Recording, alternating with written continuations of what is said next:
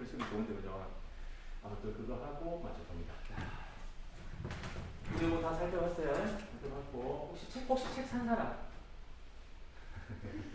그래 사는 좋은데.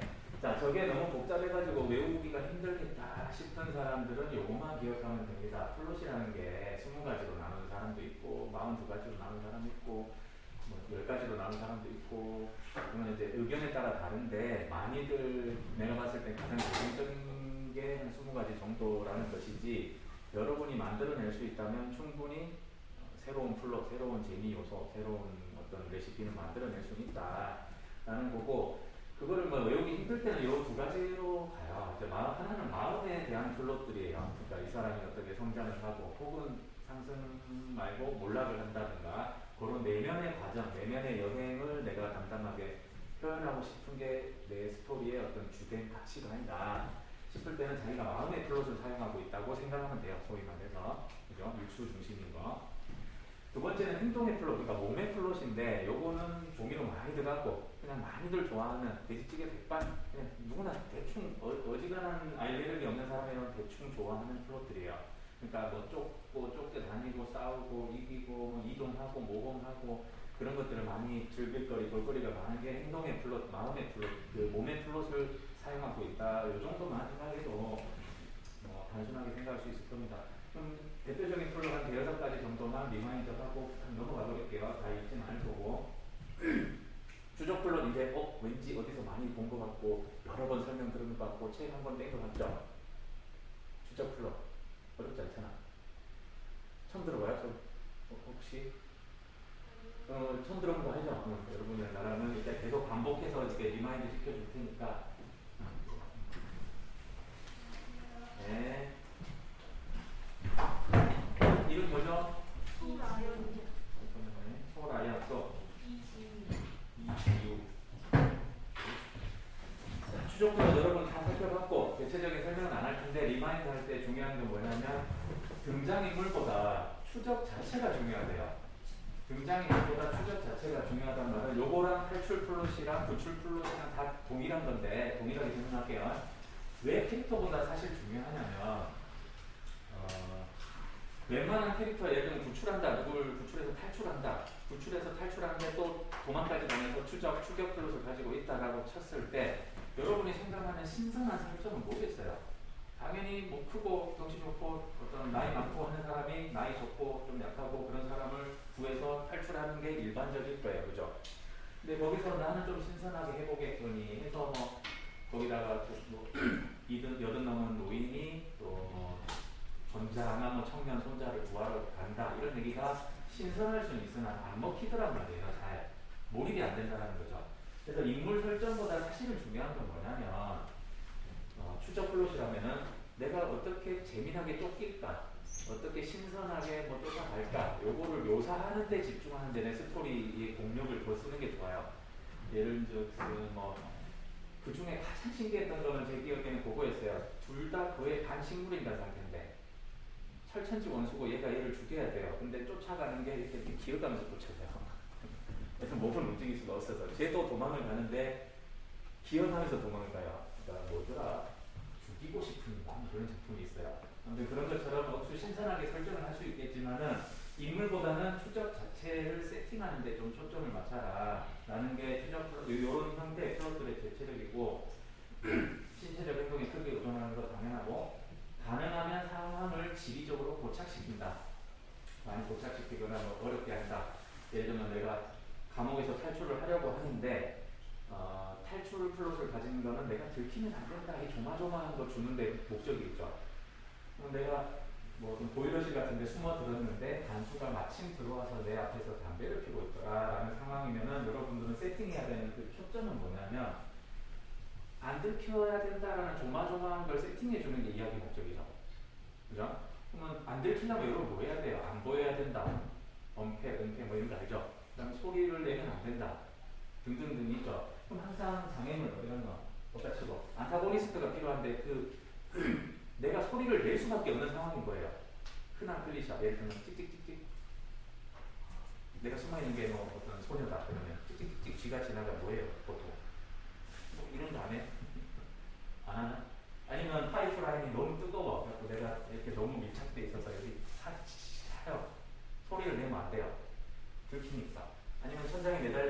땀이 나.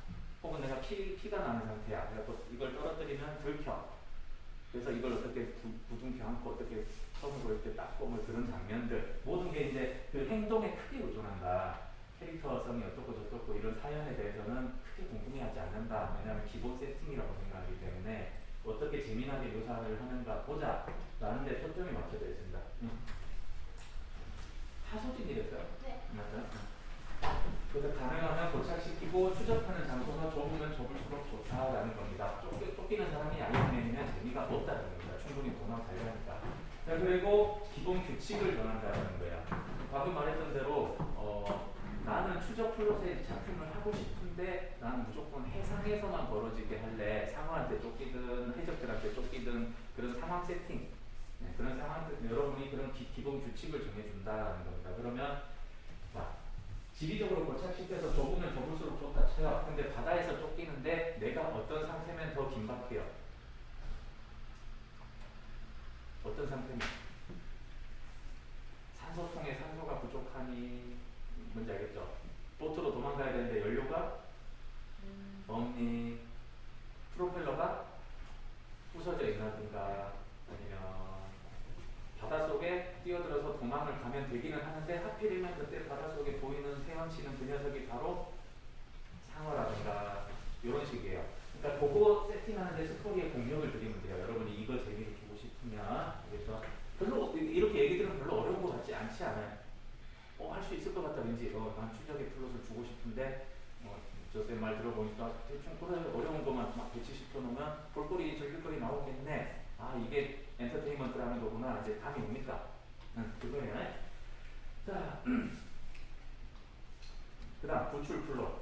개념도로 이런 건데 구출은 이것도 마찬가지로 행동 자체에 의존합니다. 내가 쟤를 왜 구해줘야 되는지 왜 쟤가 억울한지 그거를 사연을 구구절절 설명하는 이 스토리 텔링 방식은 좀 낡았고 그거는 기본 세팅으로 넘어가고 당연히 억울하겠지. 당연히 나쁜 놈이 착한 놈 가둬놨겠지. 그러니까 구해주는 거는 빨리 세팅해 끝내버리고요.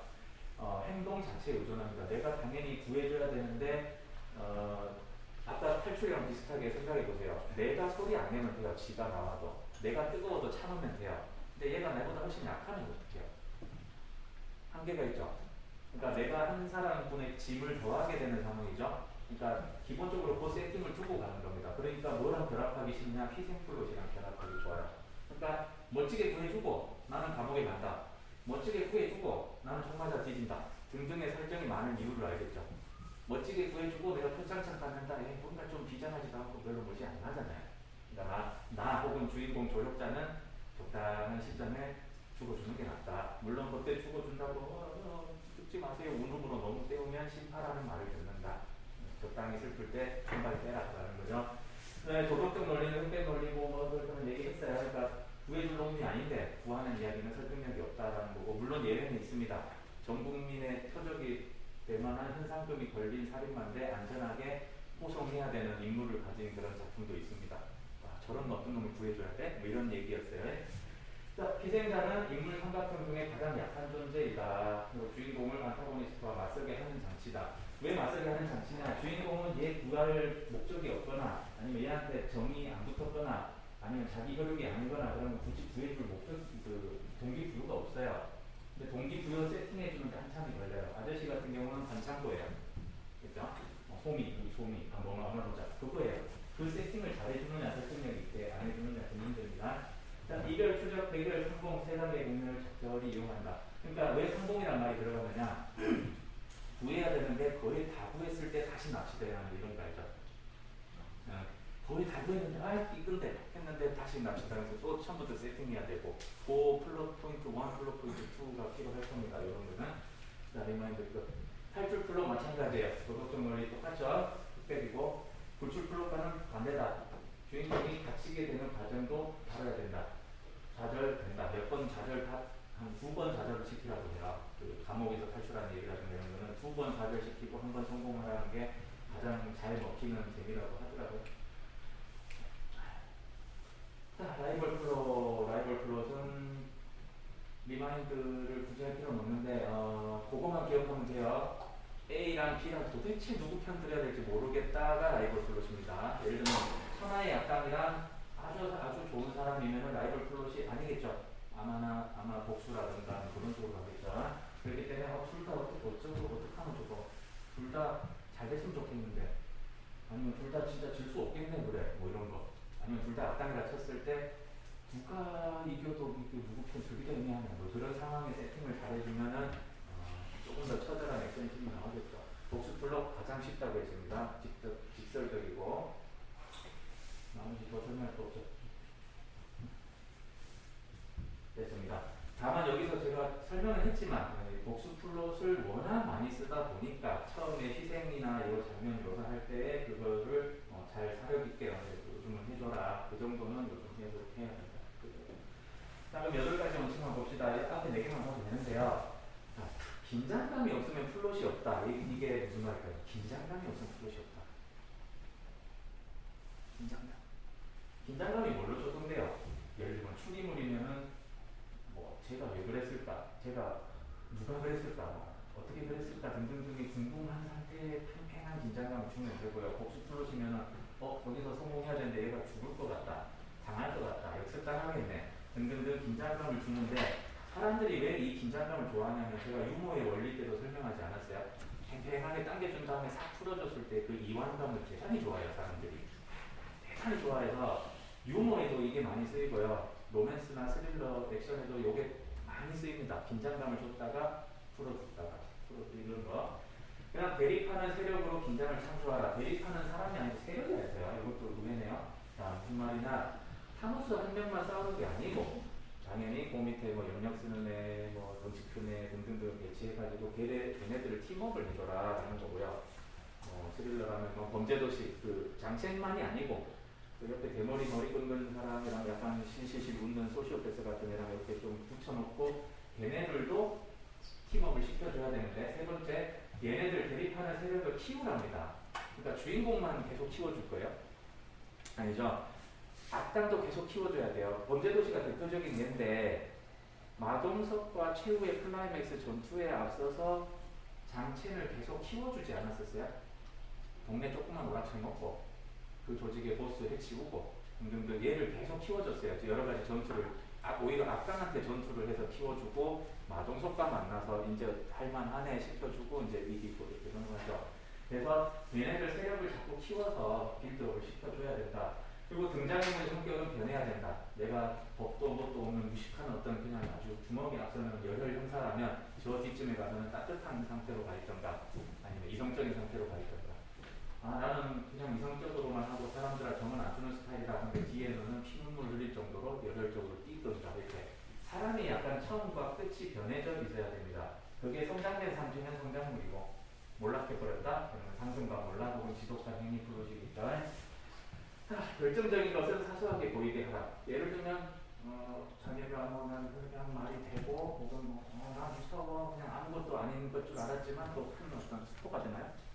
아무튼 오일남 할아버지 정도 생각하시면 돼요. 오히려 앞에다가 의심받을 만한 걸 일부러 건드려주거나 이런 게임 나도 한번 만들어봤으면 좋겠네 이런 말을 일부러 넣어줘도 돼요. 사실 그래서 사소하게 보이게 해줘라는 거고 복권에 당첨될 기회는 남겨두라. 저는 찬성하진 않네요. 이런 법칙에 대해서. 그러나 그렇다니까 무슨 말이냐. 수술비를 구하기 위해서 어둠의 임무를 맡았는데 결국은 실패했고 좌절하고 있는데 2층 집 친하게 지내던 할아버지가 유산을 남겨줘서 해결을 봤어요. 자, 이 이야기 어때요? 플롯에 관여를 했습니까? 할아버지가? 관여한 거 아니잖아요. 그죠? 플롯에 관여를 안 했어요. 그렇기 때문에 이거는 갑자기 해결보는 얘기이기 때문에 데우스 엑스 마키나라고 장치의 신 이런 식 그거는 좀 될 수 있으면 안 쓰는 게 좋은데 한 번 정도는 이렇게 구사하는 것도 괜찮다고 합니다. 예를 들면 총을 쐈는데 여기 펜던트에 맞아서 살아난다든가 그 정도 한 번 정도는 써도 된다. 자, 8째 클라이맥스에서는 이게 설명 안 하다가 이거 은근히 잘 못해요. 좀 너무 당연한 건데 클라이맥스의 전투에서는 주인공이 주도적 역할을 해야 돼요. 죽든 말든 무너지든 말든 간에 어쨌든 주인공이 지 나름의 혼신의 힘을 다해서 뭔가를 결정적 역할을 해서 해결을 보든 좌절을 하든 해야 된다. 완전히 잘 못 지키니 명심하면 됩니다. 자, 신기한 사례로 이제 플롯에서 플롯으로 전환하는 사례부터 설명할게요. 자, 테이큰 1, 2, 3 다 봤어요? 혹시? 1, 2 정도 봤어요? 3부터 슬슬 안 보려고 하는 사람들도 있는데, 자, 1은 시원했어요. 구출. 2, 복수. 3, 요거는 추격을 피해 도망가는 약간 그 추적의 플롯을 가지고 있었는데 이렇게 전환되기도 하고, 요거는 여러분이 봤을 수도 있고 안 봤을 수도 있는데 좀 옛날 드라마인데 어쨌든 미국 드라마가 한국에서 많이 사랑받게 된 그 할아버지 같은 존재예요. 그러니까 프리즌 브레이크라는 게 있는데 감옥에서 탈출하는 얘기인데요. 순서를 볼게요. 1에서는 감옥에서 탈출하는 플롯을 가지고 있었고요. 2에서는 감옥에서 나온 상태예요. 그러니까 경찰관들 혹은 FBI한테 쫓겨다니는 재미를 시즌 내내 보여줘요. 안 들켜야 되고 이런 거. 그러다가 3에서는 다른 나라 멕시코 감옥에 갇혀요. 그러니까 원과는 다른 결의 감옥인 거죠. 거기서 또 똑같이 하다가 4에서는 신기한 플롯으로 완전히 전환을 했어요. 뭐냐, 자기를 가둔 조직의 어떤 잠입을 해가지고 거기 비밀 자료 같은 USB가 그 하드를 훔쳐 나와야 되는 미션이에요. 그래서 작전을 이때부터 뭐 이런 걸 뭐라 하지? 훔쳐 나오는 이런 걸 뭐라 하죠? 도둑 플롯 그거 있잖아요. 뭐 도둑들 이런 것처럼 뭐 훔치는 얘기 아무튼 그 플롯으로 바뀝니다. 그렇게 전환해서 식상함을 피하는 방법도 있고요. 요건 아주 극단적인 사례인데 요거 같은 경우는 이 작품의 무려 절반 정도가 어떻게 가냐면 그냥 평범한 범죄 액션물인 것처럼 위장을 해요. 범죄 액션물, 버디물인 것처럼 가지고 막 쫓겨다니고 총 쏘고 총격전하고 하다가 중간 시점부터 갑자기 배경이 멕시코 쪽 어느 큰 술집으로 바뀌는데 갑자기 얘네들이 다 뱀파이어가 돼요. 가지고 뱀파이어 퇴치하고 싸우는 이야기로 바뀌어요.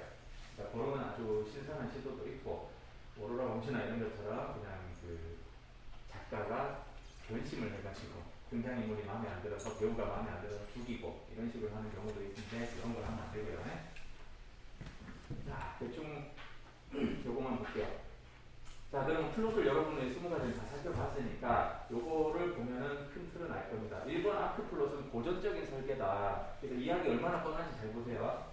보통 주인공 하나가 영웅이죠. 일관된 사실성을 표현하고, 그러니까 얘는 그냥 정의예요. 그냥 착해요. 정의롭고 영웅이에요. 그죠? 얘 복잡한 인간 내면의 심리 이런 게 없어요. 그냥 뭐 햄릿 이런 것처럼 고난은 있겠지만, 그리고 인과성에 따르는 이런 행동을 했기 때문에 당연히 이런 결과가 나오지라는 뻔한 인과성에 따르는 결말은 갖춰져 있어요. 종말은 갖춰져 있습니다. 뭐 나라를 구했다 뭐 이런 식으로. 그래서 얘를 이끄는 힘은 인물입니다. 뭐 이순신 뭐 이렇게 무슨 대왕 이렇게. 대표적인 캐릭터를 상징적으로 설정한 다음에 걔 캐릭터의 고난과 시련을 통해 결국 성공하는 형식입니다. 그러니까 전설이나 설화에 많겠죠. 그러니까 이 얘기가 질리다 보니까 슬슬 딴죽을 긁기 시작합니다. 작가들이. 그래서 미니 플롯이나 안티 플롯 같은 게 나오는 겁니다. 뭐냐, 요거를 요 표로 보면 좀 더 이해가 빠를 거예요. 다친 종말이 됐죠. 나라를 구한다. 근데 때로는 나라가 이미 망해져 있을 수도 있어요. 결말을 어떻게 딱 해피 엔딩이라든가 정해진 결말을 안 해줍니다. 요 플롯은. 그 다음에 주로 외적인 갈등이에요. 용을 물리쳐라 이거예요. 아니면 저 나쁜 왕국의 뭐 군주를 물리쳐라인데 요거는 내적 갈등을 겪습니다. 내가 이걸 해 마라. 무서운데 나는 영웅이 아닌데 뭐 등등등. 이건 영웅 플롯이라서 그래요. 그리고 단일 주인공인데 이건 다수의 주인공, 즉 팀업 무비가 많아요. 팀업 작품들이 많아요. 그 다음에 일관되지 않은 사실성은 여기 안티플롯인데 비슷한데 비연속적 시간과 일관되지 않은 사실성, 우연성을 가지고 있는데 그냥 상세장 쓰는 거예요. 알겠죠? 왜 그게 떴는지, 왜 이 사람이 환생을 하는지, 왜 또 그런 사연을 가졌는지 설명하느라고 구구절절 정석적인 시도를 하지만 이런 플롯에서는 그게 중요하지 않잖아. 여러분 그거 원하지 않잖아. 이러지 않아요? 예를 들면은 왜 저 악당한테 복수를 해야 되는지, 저 악당이, 그러니까 예를 들면 왜 저런 악당이 됐는지 어릴 때는 학대를 당했고 구구절절 그 회상신으로, 그러니까 인과성이 중요하기 때문에 그걸 설명을 해줘요. 근데 요즘은 어떠냐, 뭐라고 말하냐면 대표적인 예가 그거예요. 악당의 서사 따위 궁금하지 않아 이렇게 말을 해요. 무슨 말인지 알겠죠? 악당의 서사 네 얘기 듣고 싶지 않아. 누구나 그런 경험을 한다고 니처럼 악당되지 않아. 그냥 처벌만 받아 이놈아. 이런 분위기이기 때문에 이런 얘기는 올드해 이런 느낌으로 받아들이는 거예요. 지금 독자들은. 그래서 그런 데다가 쓸데없는 그 회차 낭비하지 말고 그냥 간단하게 그냥 주기를 너무 이렇게 설정해도 돼요. 그렇죠? 그 다음에 활동적인 주인공, 수동적인 주인공. 예를 들면은 이쪽은 당연히 영웅적 면모를 가진 주인공들이에요. 정의롭고 막 내가 세상 구할 거야. 근데 이쪽은 귀찮아합니다. 뭐 예를 원펀맨 귀찮아하잖아요. 에이, 되게 귀찮아하잖아. 그런 것처럼 다른 미니 플롯이나 그러니까 안티 플롯은 기존의 플롯, 아까 그런 전통적인 플롯을 조금 딴쪽을 걸기 위한 새로운 뉴 웨이브가 쓴 거다. 다만 이것도 질리기 나름이다라는 거예요. 지금은 상태창 나오기 시작하면서 또가 이란단 말이죠. 그렇기 때문에 어떻게 돌아갈지 몰라요. 그러니까 자기 성향에 맞는 거를 골라 쓰시면 됩니다. 대표적인 작품들인데 넘어가고요. 그 다음 더블 플롯이라는 개념이 있어요. 이거를 어떻게 설명하면 쉬울려나. 플롯이 겹친다라는 건데 한 작품인데 플롯이 겹칠 수는 있죠. 근데 보통 이렇게 나오잖아. 추적하다가 복수하다가 탈출하다가 이렇게 띄엄띄엄 다른 플롯이 들어갈 수는 있는데 이거는 겹치고 있다는 말이에요. 그러면 예를 들면 나는 저 사람한테 복수를 해야 된다. 나도 저 사람한테 복수를 해야 된다. 근데 얘가 복수해야 되는 저 대상은 나의 은인이다. 내가 복수해야 되는 저 대상은 이 사람의 은인이다. 둘 다 좋은 사람이다. 둘 다 목표를 가지고 각자의 미션을 해요. 그럼 어떻게 돼요? 복수, 그리고 구출, 그 다음에 둘이 서로 같은 목표 때문에 부딪히니까 라이벌 플롯까지 가죠. 그러면 이렇게 플롯이 겹치게 만들어줄 수 있다. 그러니까 다른 플롯들이 막 나온다는 게 아니고 다른 플롯인데 겹쳐가면서 나오게 할 수 있다. 그러니까 훨씬 더 이야기를 풍부하게 짤 수 있어요. 이거는 여러분이 나중에 화면이나 이런 거 보고 한번 읽어보고요. 그러니까 플롯은 도둑질 할 수도 없고 어떤 그것 자체가 큰 재산인 게 아니고 그냥 하나의 재료다. 소금인데 내 소금인데 재료 썼다 이런 말은 없어요. 그러니까 요리하는 방법이고. 자, 이것들은 저번에 조금 봤으니까 여러분 리마인드 맞다 기억난다 이 정도만 하고 봅시다. 여러분이 지금 플롯화 시켜서 스토리 3줄 정도 써보는 것까지 하고 있어요. 로그라인까지 쓰고요.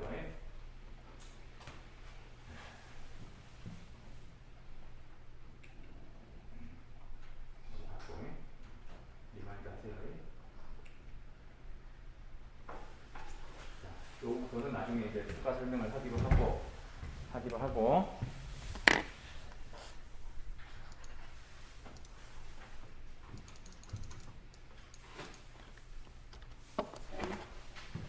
짜자잔 2부 앞분반에서 해보니까 전체 피드백이 시간상 불가능하더라고요. 그래가지고 거의 한 3분의 2 정도 하고 나머지는 또 다음 주에 또 이어서 하면 되겠습니다. 로그라인 적었던 거 피드백을 할게요.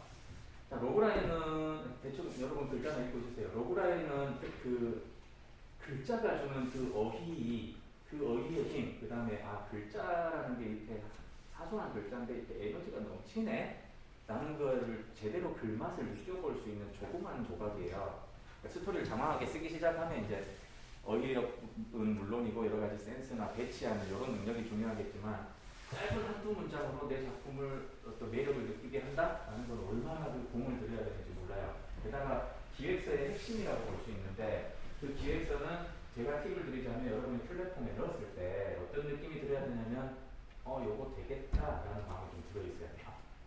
그러니까 이건 내가 봐도 최선을 다했다. 이 정도로 재밌게 더는 만들 수 없다. 내 역량으로서는 이제 최선을 다했으니까 결과를 겸손하게 받아들이자. 이 상태까지 오는 단계가 사실은 기획서 완성 단계예요. 그러려면 얼마나 문장을 에너지를 많이 꼭꼭 담아야 되는지 모릅니다. 그래서 말이라는 게 글과 달라서 한번 읽어보세요. 나는 썼던 문장을 자, 여러분이 이렇게 안 되려면